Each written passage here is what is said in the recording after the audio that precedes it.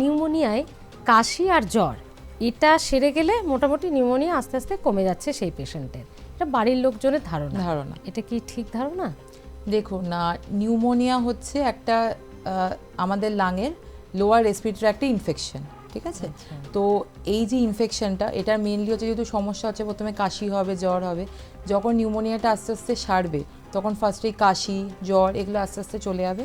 তো কিছুটা ধারণা ঠিকই যে যদি এই সিমটমগুলো কমে যায় তাহলে নিউমোনিয়া আস্তে আস্তে কমছে, কিন্তু এইটার মানে এটা নয় যে কাশি কমে গেছে, জ্বর কমে গেছে মানে আমি যে অ্যান্টিবায়োটিক থেরাপি আপনাকে যে ডাক্তারবাবু দিয়েছেন সেটা আপনি বন্ধ করে দেবেন, সেটা কিন্তু অবশ্যই করবেন না।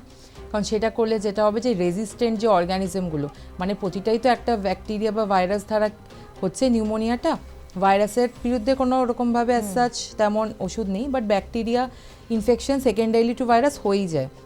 তো যে অ্যান্টিবায়োটিকটা দেওয়া হয়েছে ওটা যদি ফুল কোর্স কমপ্লিট আমরা না করি তাহলে যে ব্যাকটেরিয়াটা ওখানে ইনফেক্ট করেছে সে আরও বেশি শক্তিশালী হয়ে যায়, পরবর্তীকালে ওই একই ওষুধে তার বিরুদ্ধে কাজ হয় না, সেটাকে বলা হচ্ছে অ্যান্টিবায়োটিক রেজিস্ট্যান্স।